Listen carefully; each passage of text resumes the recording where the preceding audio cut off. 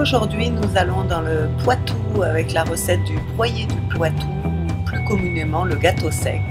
Cette recette, je la tiens de ma mère qui la tenait de sa mère et ainsi de suite. C'est une recette très rapide, très bonne, pratique. On peut l'emmener partout, en randonnée, en voyage, pour caler un petit creux dans la journée. Enfin, c'est le gâteau parfait, il se conserve très longtemps. Nous allons avoir besoin de 250 g de beurre sans sel, à température ambiante, très important. Un œuf, 250 g de sucre, 500 g de farine et de la fleur de sel ou du gros sel.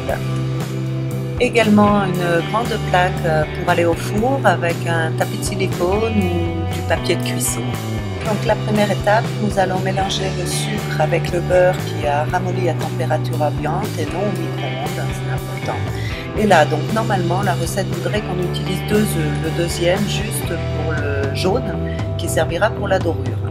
Mais comme mon congélateur est plein de blanc d'œuf, ce que je vais faire, je vais récupérer un tout petit peu du jaune que je vais mettre dans la préparation et je le mélangerai à du lait pour pouvoir faire la dorure.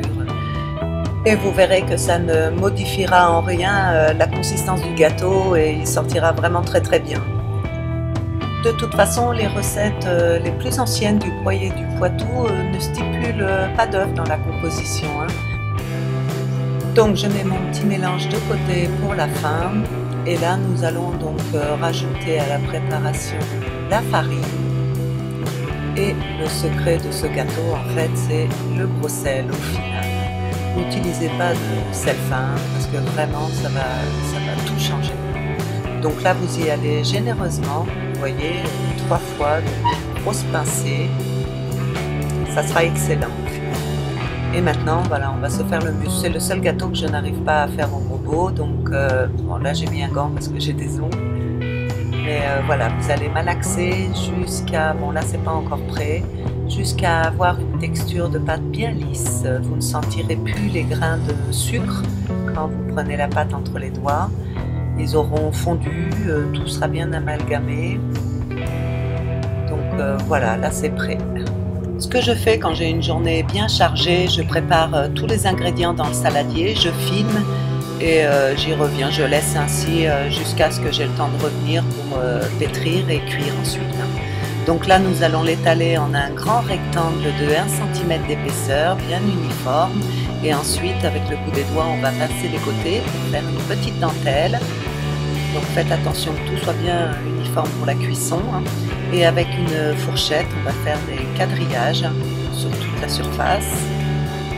Et ensuite, on va piquer tout le gâteau et mettre la dorure. Donc important, vous passez partout sur la petite dentelle du côté, sur les rainures, partout. Vous utilisez tout ce que vous avez comme préparation. Voilà, vous badigeonnez bien et ensuite on va le mettre au four pour 20-25 minutes, vous surveillez, dans un four préchauffé très important à 180 degrés. Voilà, à la sortie du four, il est parfait, donc les côtés appelés aussi trottoirs seront plus croquants et le milieu un peu plus tendre. Vous le coupez dès la sortie du four, sinon ça sera trop dur après, et vous le laissez refroidir coupé. La tradition voudrait qu'il soit rompu en lui donnant un coup de poing au milieu et que chacun se serve d'un morceau. Voilà, au final, il est prêt à manger. Il se conservera très très longtemps si vous arrivez à résister dans une boîte en métal.